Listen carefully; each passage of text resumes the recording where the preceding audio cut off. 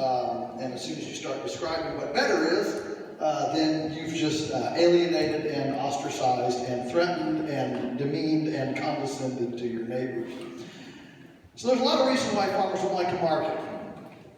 And so as I go through this, I want you to understand, I'm not saying that you have to market. I'm saying marketing is important, and here's why.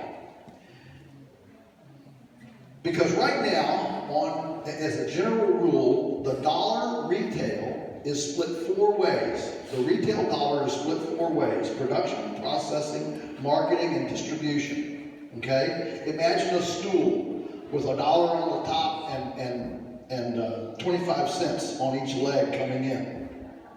When all of your income is coming from production, that is the most risky income because it's subject to weather, price fluctuations, pestilence, disease, all the things that farmers sit around in coffee shops and grouse about all day.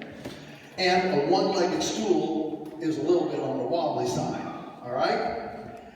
Now, we've all heard it said, well, the farmer can't make no money because the middleman makes all the money, right? Everybody heard that? Sure.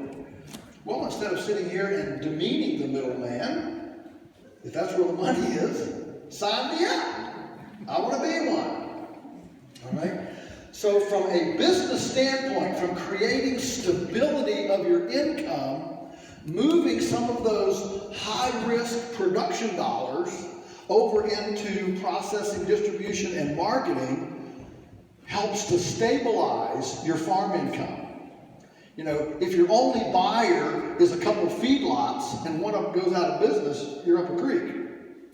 We service 5,000 families through buying clubs, 50 restaurants, 1,000 families on farm. We do 1 farmer's market. We service, 4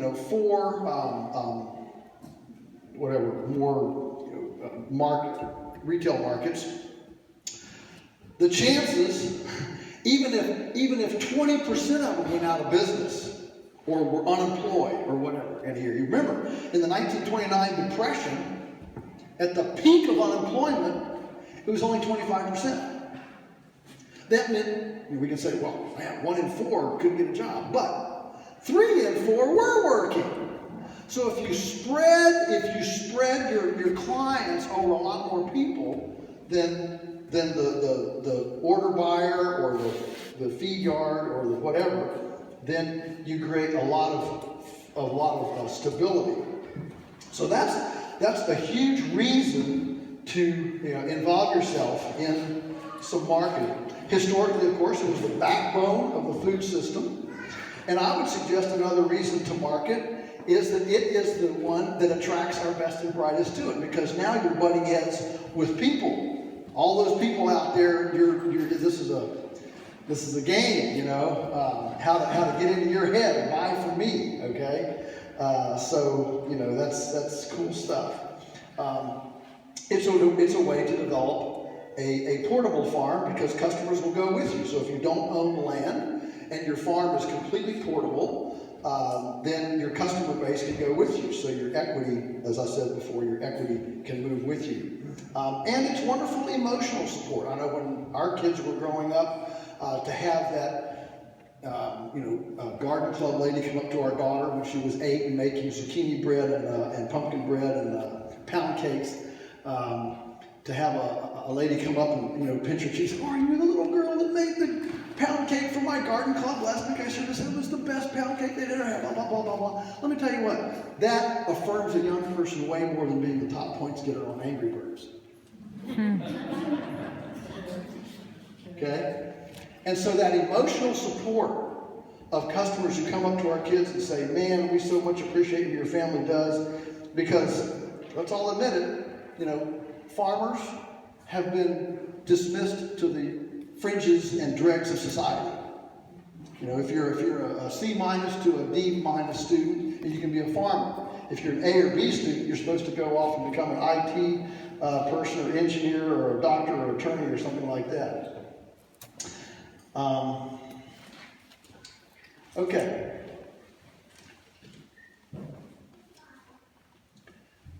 Let's go to some cornerstones of direct farm marketing. All right? Here's some cornerstones. This is big picture stuff. First of all, diversity. You know, the one-stop shop works. The reason Walmart works is because you can go get your oil changed, a set of tires, diapers, bananas, and coffee all at the same place. All right? And so when we think about marketing, we have to think about the efficiency of the customers that we have, leveraging them into higher dollar amounts. Here's the statement. It's a lot easier to find 100 people who will spend $1,000 with you than 1,000 people who will spend $100 with you. The hard part's finding the customer. Whether your venue is a farmer's market, a CSA, an on-farm stand, an internet, a website, wherever your venue is, if you can take every one of those customers and triple their buying, those are the cheap dollars, because once you have a loyal customer, what else can I get? Okay? And so one of the reasons we've been successful, I'm confident, is because we have always had multiple things. Cows, chickens, pigs, all these different things. This is one of the problems with people that want to direct market, bison or, emu or, exotics and things like that. And single things, grass-finished beef. If that's all you have, it becomes very, very difficult, because people like to be able to do a one-stop shop thing. Another cornerstone, complementary people. All right, remember, I'm not saying you have to be the marketer, but through commissions, collaborations, partnerships, you bring to you people that market. A lot of times when I talk to farmers and ranchers about marketing, I mean, these old guys, they break out in a cold sweat,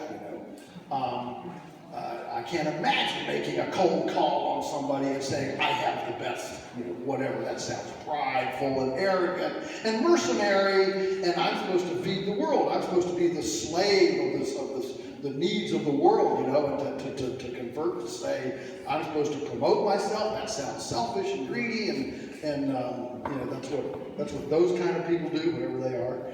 And so a lot of times this marketing actually works a lot better with a partner who is on a commission. I'm not saying get an employee. Okay. I'm talking about a person who works on a commission. And so we have sales reps that work on a 5% commission. All sales on a 5% commission. All right. And so there's no guarantee of salary, no guarantee of anything. You bring us business, you get paid. So complementary people. Number 3, differentiation. Products must be epiphenal. Okay? This is about enunciating your difference out there, getting your story straight, and encouraging people to do something that's different. Always sell the why, not the how. And remember, it's like the country music song, it's all about me. You want to talk about me? Remember, your customer wants to hear, they don't want to hear about you. They want to hear about them. What's this going to do for them? Okay? So on your websites and your marketings, be real gentle about talking about you. You want to talk about them. Here's what's going to happen to you. You're going to have a wonderful eating experience. You're going to, be healthy, and you're not going to be constipated and whatever. You're going to be. This is going to change your life, and you get to participate in healing the landscape. You get to participate in making springs flow again. You get to participate in converting solar energy into biomass, which reduces carbon dioxide in the atmosphere. I mean, it's all about, it's not about I'm doing this, it's you get to do this vicariously by purchasing this. See the difference? It's a bigger difference than you think, okay, to create that nuance that way, all right? You want to be customer friendly. Reduce your hurdles. Every time you throw a hurdle, and that hurdle can be location, it can be a confusing pricing structure. It can be, this is one of my problems with CSAs. Now, I like CSAs, but they're very self-limiting because nobody wants to be told what they're going to eat. People like choice. There's a tension between, choice and autonomy. a choice and making it easy, choice and simplicity, I would say. And so, one of the problems is some people try to offer too much choice, and then their customers get bogged down in it. For example, we found this out from our driver, our delivery driver, Richard. He was a customer for years before he became our delivery driver. And he said, I wanted pork from you for 3 years. This was way back before we were selling country pork. We were only selling, like half a hog. You get, like freezer beef, okay. And he said, I didn't get pork from you for 3 years because I was afraid to talk to a butcher. Those guys walk around with a cleaver dangling from their belt. They're big guys, They got blood on their aprons. It's scaring me, And then they start asking questions. I mean, has anybody ever met a personable butcher? Never. Nobody running a slaughterhouse has people skills. Okay? They're all gruff. And they're big guys, and they're happy with their fraternity, but their fraternity is pretty small. And your urban customer is generally going to be perceived by your slaughterhouse guy as an inconvenience. Dumb urban people, they don't understand anything. They don't know the difference between a spleen and a liver, but they're presenting all this choice, all this cut sheet. People go, a steak. How thick do you make a steak? And all their questions are considered inane, by the industry. So